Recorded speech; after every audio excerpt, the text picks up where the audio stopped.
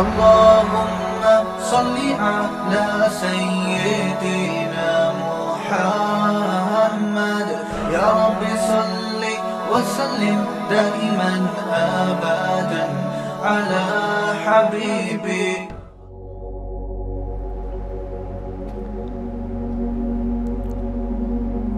اللہ تعالیٰ نے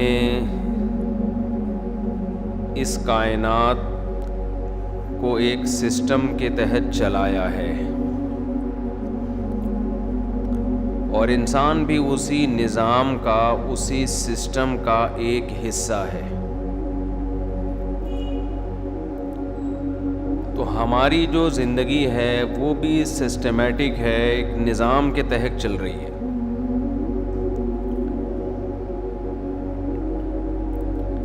ہماری زندگی کے دو حصے ہیں، ایک کو مادی حیات کہا جاتا ہے، مادی زندگی کہا جاتا ہے، اور ایک کو روحانی زندگی کہا جاتا ہے. اس پر تو کئی بار بیان ہو چکا، میں تھوڑی سی روشنی ڈال کے آگے چلوں گا. جانوروں کی صرف مادی زندگی ہوتی ہے، ان کی روحانی زندگی نہیں ہوتی. جانور کی جب ہم تعریف کرتے ہیں اچھا ہے تو مطلب صحت مند ہے. بکری کی جب آپ تعریف کریں گے بہت اچھی بکری ہے، مطلب دودھ زیادہ دیتی ہے، بچے زیادہ دیتی ہے، اور کان لمبے ہیں، فروخت اچھے ریٹ پہ ہوتی ہے. ایسی بکری کیا کہلائے گی؟ اچھی بکری. سمجھ رہے؟ نہیں سمجھ رہے؟ آپ گردن نہیں ہلا رہے نا، وہ جو بیٹھے ہوئے. اچھا کتا ہے کیا مطلب؟ نمازی ہے، تہجد گزار ہے، پرہیزگار ہے بھائی. لیکن جب ہم کہتے ہیں اچھا انسان ہے، مطلب کیا ہوتا ہے؟ سچ بولتا ہے، جھوٹ نہیں بولتا، کرپشن نہیں کرتا، میچور ہے، تبصرہ کرنے سے پہلے 100 بار سوچتا ہے، سوچ کے بولتا ہے، جو کہ آج کل نہیں بولا جا رہا. بات سے بات چل پڑتی ہے درمیان میں کہنے کی، میرا خیال ہے کوئی وہ نہیں ہے، موضوع سے ہٹ کے کچھ چٹکلے آ جاتے ہیں بیچ میں، کیونکہ سیاست کی بڑی جنگ چل رہی ہے نا. میں بھی زیر عتاب آیا ہوا ہوں آج کل، میں بھی زیر عتاب آیا ہوا ہوں. ہمارے بہت سے اپنے لسنر مجھے کہہ رہے ہیں آپ سیاست میں کیوں ٹانگ اڑاتے ہو، کیوں اپنے آپ کو متنازع بنا رہے ہو، چپ کر کے دین کی خدمت کرتے رہو. حالانکہ ہم نے سیاست میں ٹانگ نہیں اڑائی.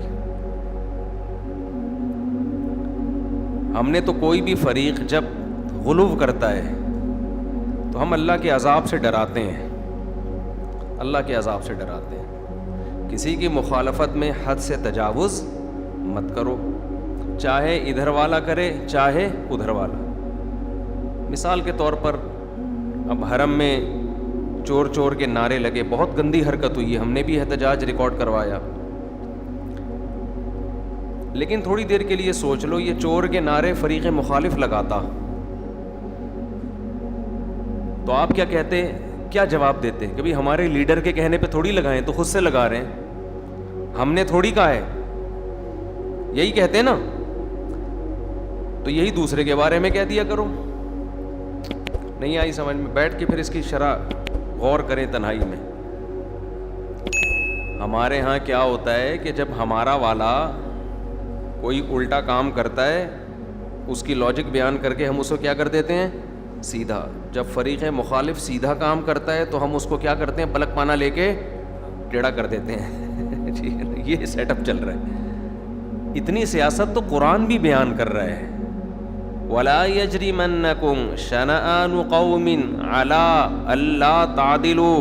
اے ایمان والو، کسی قوم کی دشمنی میں، کسی سیاسی جماعت کی دشمنی میں، کسی ملک کی دشمنی میں اتنا آگے نہ نکل جاؤ کہ عدل کا راستہ چھوڑ دو. یہ تو قرآن کہہ رہا ہے. اتنی سیاست تو قرآن بھی کر رہا ہے نا.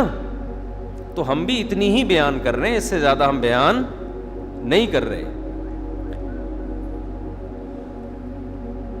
15 دن اگر ایک شخص امریکیوں کو پاکستان میں رکھتا ہے, اس کو آپ قادیانی ایجنٹ, یہودی, کچھ بھی کہہ دیں,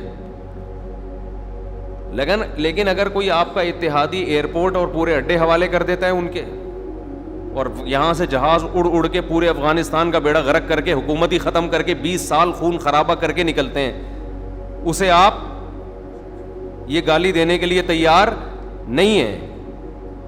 تو یہ تو قرآن کا ٹاپک ہے نا, اتنا تو قرآن کہتا ہے بیان کرو. ممبر پہ بیٹھے کیا چائے پینے کے لیے بیٹھے ہو, گھاس کھانے کے لیے بیٹھے ہو کیا؟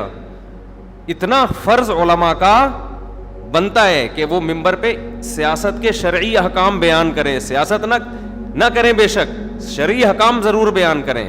ہم بھی اتنا ہی بیان کرتے ہیں. تو خیر, کہاں سے کہاں بات چلے گی, دوبارہ ہم اپنے اصل اسٹیشن کی طرف آتے ہیں. کیا بات چل رہی تھی بھائی, بیان کیا چل رہا تھا, میں آیت کون سی پڑھ رہا تھا؟ یہ تو لا یجرمنکم شنآن قوم, تو بیچ میں ہاں میں عرض کر رہا تھا کہ دیکھو, انسان کی جب تعریف کی جاتی ہے, کہا جاتا ہے یہ اچھا ہے, یہ بہت اچھا ہے, کیا مطلب؟ سچ بولتا ہے, بیلنس بات کرتا ہے, ماں باپ کا خیال کرتا ہے, جھوٹ نہیں بولتا, وفادار ہے, یہ ہوتا ہے نا. جب بیل کی تعریف کرتے ہیں کہ بہت اچھا ہے, تو کیا مطلب؟ اتنے من کا ہے, یہی بولتے ہیں نا. اس کی ناک کیا ہے؟ گول ہے اوپر سے, کھر سفید ہیں. بھینس کی جب آپ تعریف کرتے ہیں, بہت اچھی بھینس ہے, کیا مطلب؟ نیک ہے, پیشاب کے بعد استنجا کرتی ہے, بولو نا. تہجد گزار ہے, وفادار ہے, دشمنی میں اعتدال سے تجاوز نہیں کرتی. نا نا نا, اچھی بھینس کا مطلب دودھ زیادہ دیتی ہے, بیمار کم ہوتی ہے. لیکن میں عجیب بات بتاؤں کہ آج کل انسان کے اچھے اور برے کا بھی یہی معیار بن چکا ہے. انسان کے اچھے اور برے کا معیار بھی کیا بن چکا ہے؟ یہی کہ دیکھنے میں کیسا لگ رہا ہے, مسلز کتنے ہیں, فیٹ کتنا ہے اس میں. ڈاکٹر جب کسی انسان کو دیکھتا ہے نا, اس کی نظر میں اچھا وہ ہے جس کا کولیسٹرول لیول کنٹرول میں ہے, شوگر کنٹرول میں ہے, پیٹ نکلا ہوا نہیں ہے, اور مسلز پورے ہیں. تو اس میں اور کٹے میں کوئی فرق ہوا؟ بولو نا.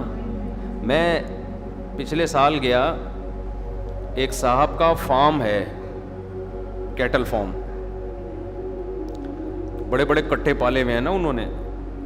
اس کی میں نے ویڈیو بنا کے بھی ڈالی تھی یوٹیوب پہ. تو بڑے بڑے کٹے ماشاءاللہ 2 سال وہ تیار کرتے ہیں, ان کو کھلاتے ہیں, گھی وی پلا پہ نا زبردستی کھلایا جاتا ہے. اس پہ نیچے لوگوں نے نیگیٹو کمنٹس بھی کیے ہوئے تھے, جانور پہ ظلم ہے, زبردستی گھی کھلا رہے ہو. کھلا رہے ہیں, نوالا چھین تو نہیں رہے نا اس کے منہ سے بھائی, کھلا رہے ہیں تو کیا ہو گیا اس میں. تو بڑے اونچے اونچے کٹے تیار ہو گئے نا. تو مجھے ایک بات کا خیال آ رہا تھا, یہ جو ہمارے جم میں جاتے ہیں لڑکے, یہ بھی تو یہی کر رہے ہوتے ہیں. کیا خیال ہے؟ جم میں جو لڑکے جاتے ہیں نا, جنہوں نے مقابلے جیتنے ہوتے ہیں, ان کی بھی اسی طرح سے بھرائی ہوتی ہے باقاعدہ. پھر ورک کرتے ہیں, جتنی بھرائی ہوئی ہے اس کو یوٹیلائز کرتے ہیں نا, تاکہ فیٹ برن ہو جائے اور ماس گین ہو جائے. آپ جائیں کبھی جم میں جا کے دیکھیں. اب یہ بیٹھے ہوئے فہد ایک دن مجھے کہتے ہیں, یہ ورزش کر کے آئے لڑکا. میں نے کہا کہاں جا رہا ہوں؟ کہہ رہے ڈائٹ لینے جا رہا ہوں. میں نے بولا سیدھے سیدھا بولو کھانا کھانے جا رہا ہوں. کیا ٹوپی ڈرامے لگائے ہوئے, دیکھو. کہہ رہے کیا کرنے جا رہا ہوں؟ ڈائٹ. بھائی ہمیشہ سے ہمارے باپ دادے کھانا کھاتے آئے ہیں. آدم علیہ السلام بھی کھانا کھاتے تھے, اماں ہوا بھی کھانا کھاتی تھیں, ہمارے والد صاحب بھی کھانے کے ٹائم پہ کیا کرتے تھے. آج تک ہم نے نہیں سنا والد صاحب کہہ رہے ہیں بیٹا میں ڈائٹ لے رہا ہوں. ٹرم ہی چینج ہو گئی ہیں. آپ کہہ سکتے ہو ڈائٹ اور کھانے میں کیا فرق ہے؟ بہت فرق ہے. ڈائٹ کا مطلب یہ ہوتا ہے کہ یہ کٹا ہے, تیار ہو رہا ہے. صحیح ہے نا.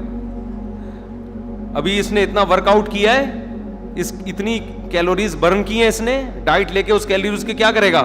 پورا کرے گا. پھر دیکھے گا یہ والا, یہ اسپیڈ بریکر جو یہاں بنا تھا میرے ماس, یہ کتنا گین ہوا ہے, کتنا کم ہوا ہے. کیوں اتنی مصیبت میں ڈال رہے ہو اپنے آپ کو میرے بھائی؟ صحت بھی ٹھیک ہے، اچھی، بہت شریعت میں اہمیت ہے صحت کی، اتنی نہیں ہے جتنی آپ نے بنا لی ہے. ہر چیز میں اعتدال ضروری ہے، اعتدال. ہمارے یہاں جم خانوں میں معذرت کے ساتھ کٹے تیار ہو رہے ہیں. بہت معذرت بھائی، جم میں جو ورک آؤٹ کر رہے ہیں، کہیں ایسا نہ ہو کہ وہ ناراض ہو جائیں. ویسے بھی وہ اتنے پاورفل ہوتے ہیں، ان سے دشمنی آپ مول نہیں سکتے. تو جم میں ضرور جائیں. ہم بھی کوشش کرتے ہیں، کبھی ٹائم ملے تو چلے جاتے ہیں، 2-4 ڈنٹ ونٹ پیل پال کے آ جاتے ہیں. ہم بھی ضروری ہے اس زمانے میں.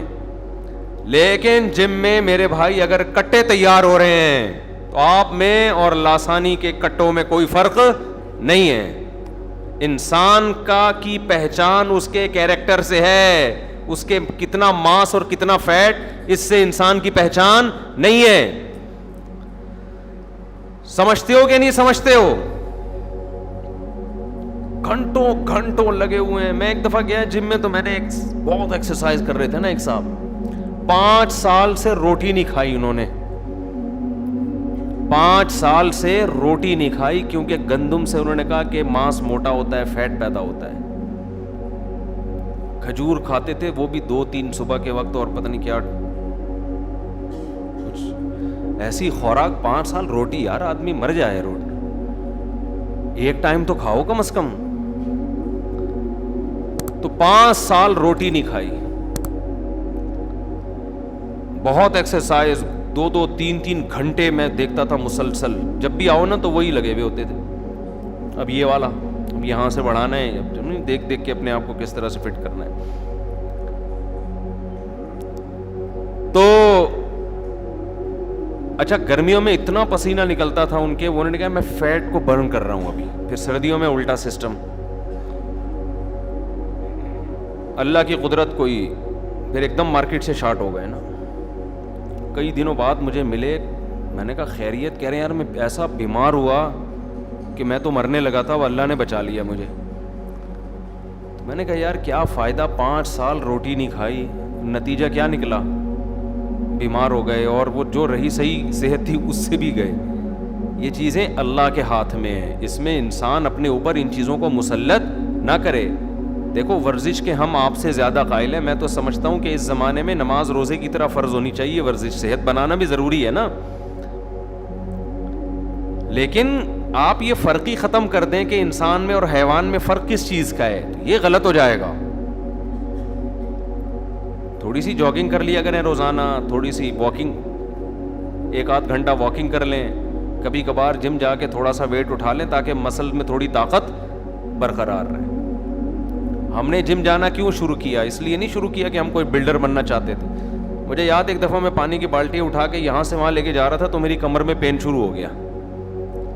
میں نے کہا یار یہ تو ہم بچپن میں ایسے اٹھا کے رکھتے تھے، کیونکہ بہت عرصے سے وزن نہیں اٹھایا نا. یہ سیاسی لیڈر تو اٹھا رہے ہوتے ہیں، یعنی سیاسی لوگ جو ہے نا یہ تو ویٹ اٹھا رہے ہوتے ہیں. سیاسی جو کارکنان ہیں نا یہ بہت وزن اٹھاتے ہیں. اس کی وجہ سے یہ جتنا بھی ویٹ اٹھائیں ان کے پین نہیں ہوتا.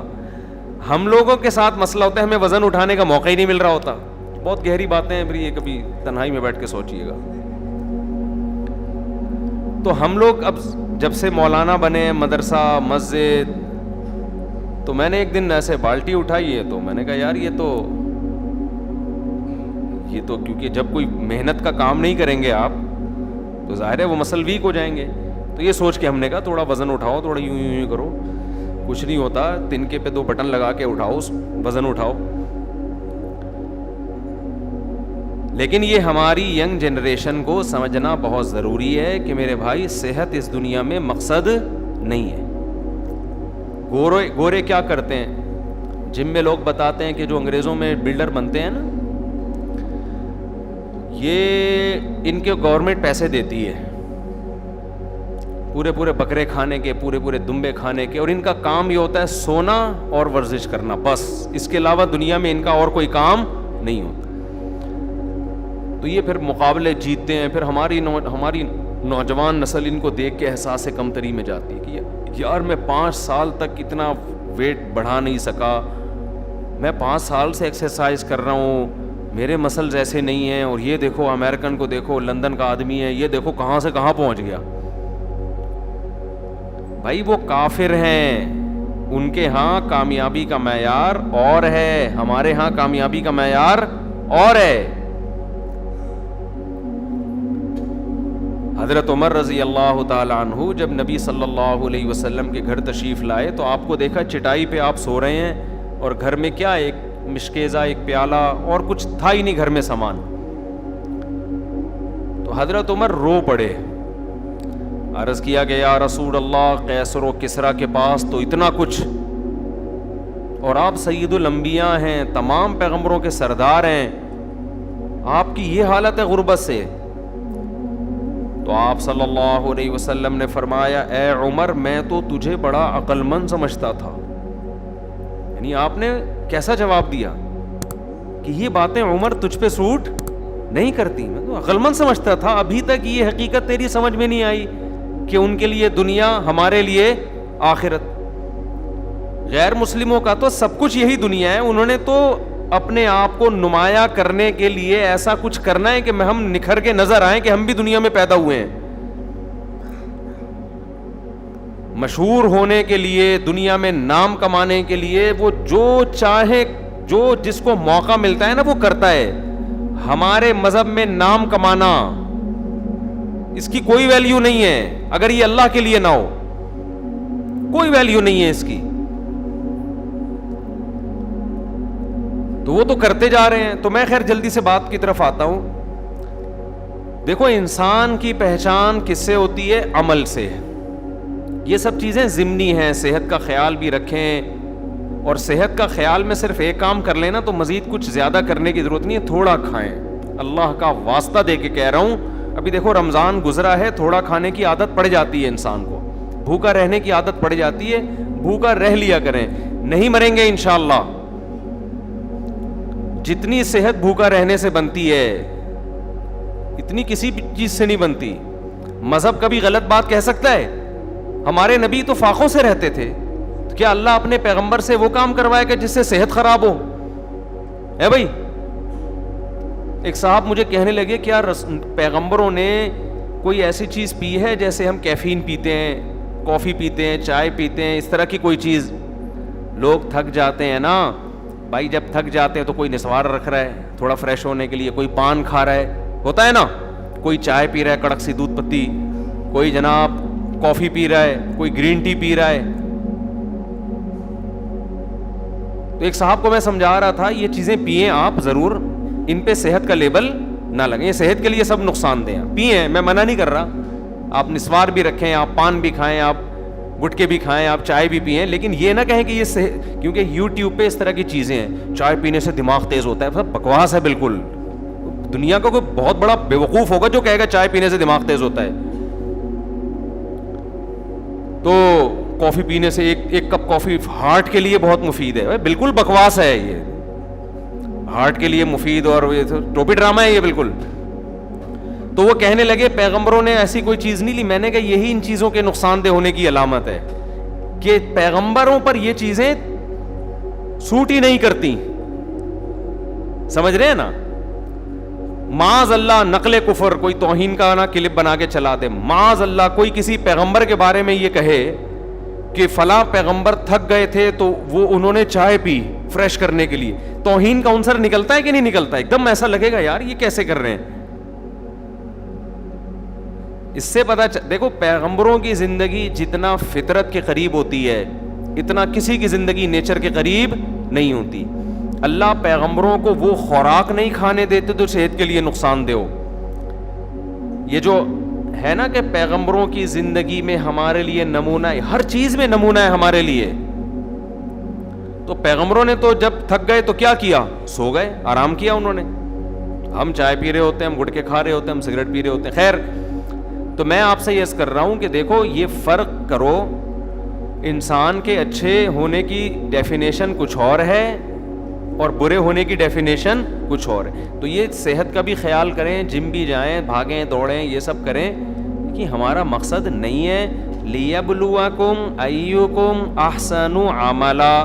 اللہ کہتے ہیں میں نے تمہیں اس لیے پیدا کیا، میں آزمانا چاہتا ہوں تم میں اچھا عمل کس کا ہے. تو اچھا جس کو اللہ اس کے رسول نے اچھا کہا وہ ہمیں بننا پڑے گا. مفتی طارق مسعود صاحب کے بیانات سننے کے لیے youtube.com/مفتی طارق مسعود کو سبسکرائب کریں، اور اگر آپ لائیو ویڈیو کو کبھی بھی مس نہیں کرنا چاہتے ہیں تو سبسکرائب کرنے کے بعد بیل آئیکن پہ کلک کرنا مت بھولیں. جزاک اللہ.